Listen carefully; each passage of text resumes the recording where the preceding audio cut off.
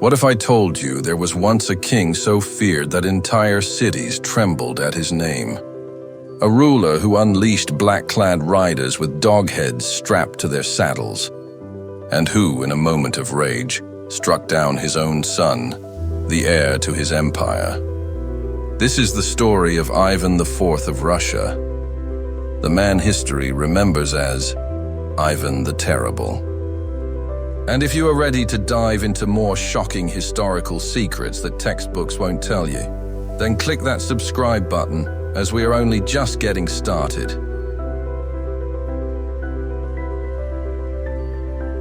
Ivan was born in 1530, heir to the mighty Rurik dynasty.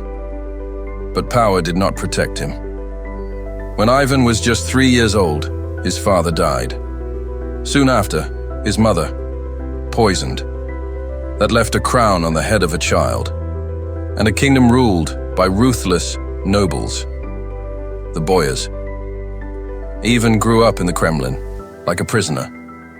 The Boyars mocked him, beat his servants, and treated him as a pawn. At night, the young prince wandered the echoing stone halls barefoot.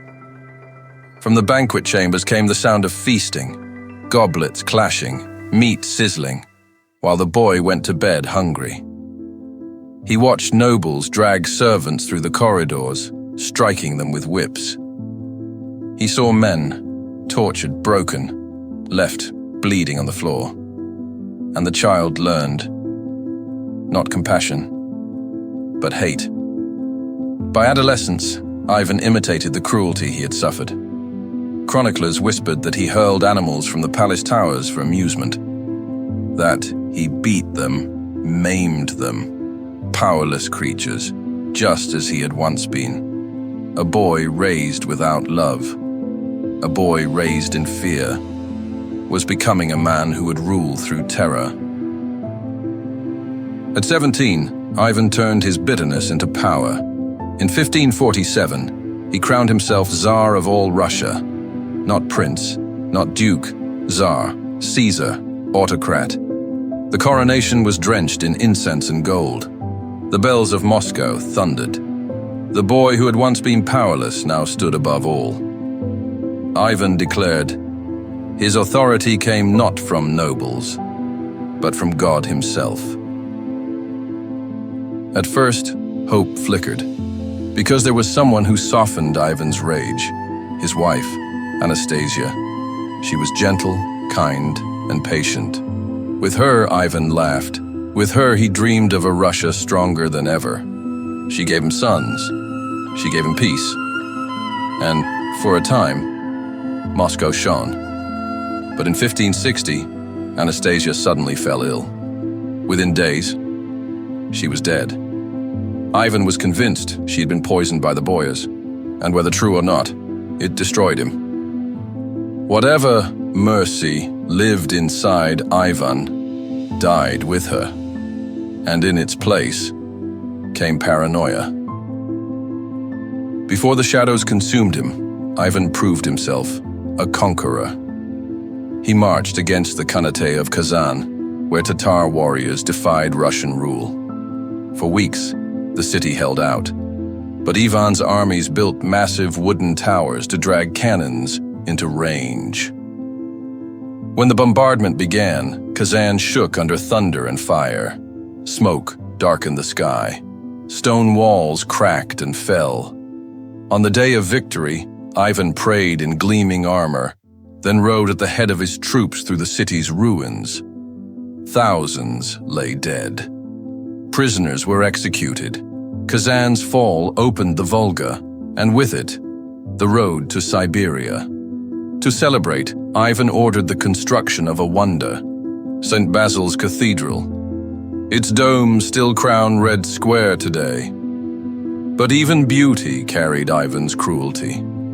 Legend says he had the cathedral's architect blinded, so no ruler could ever build its equal.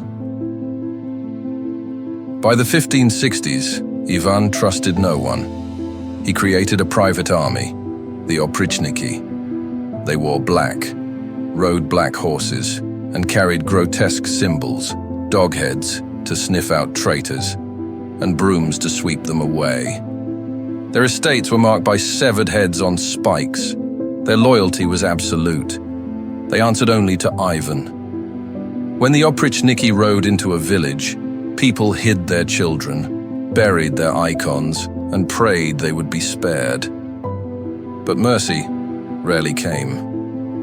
Nobles were dragged from their beds. Homes burned. Entire communities vanished overnight. The sound of hooves on cobblestone became the sound of death. The bloodiest chapter came at Novgorod.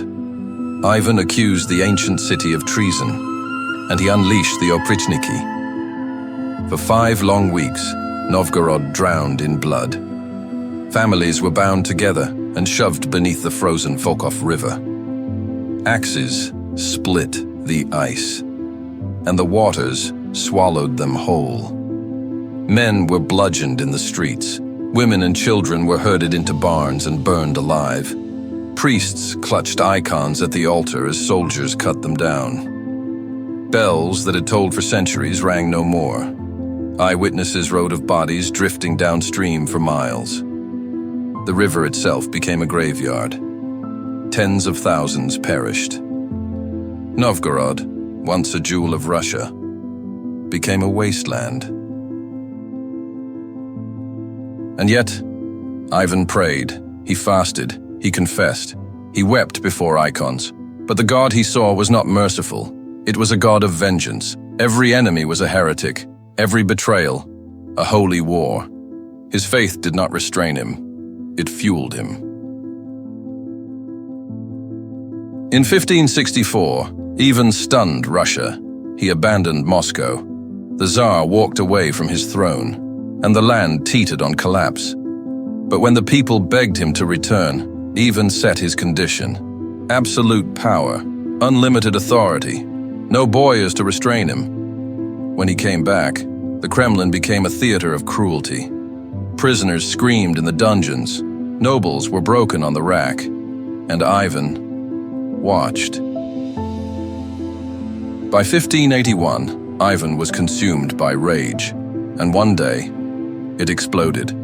He quarreled with his eldest son, Tsarevich Ivan. The heir was bold, strong, ready to rule, but he dared to oppose his father's brutality. The argument grew heated. Shouts echoed through the palace halls. In fury, Ivan raised his iron staff and struck his son. The blow crushed the young man's skull. Blood spilled across the marble floor. The Tsarevich collapsed into his father's arms, dying. In that instant, the terrible Tsar broke. He screamed, "I have killed my son!" His cry shook the palace. He wept, clutching the heir he had destroyed. But no tears could undo the blow. The dynasty was shattered. A father's rage had ended his own bloodline. Ivan lived only 3 more years, but Russia would pay the price for centuries. With no strong heir, the Rurik dynasty collapsed. Famine swept the land. Fields lay barren, villages starved, corpses lined the roads. In desperation, some turned to cannibalism. Foreign armies invaded. Polish troops marched into Moscow itself. False czars rose up, pretenders claiming to be Ivan's long-dead sons. Each plunged Russia deeper into chaos. For 15 years, the nation staggered on the edge of ruin. Only with the rise of the Romanov dynasty did Russia begin to recover.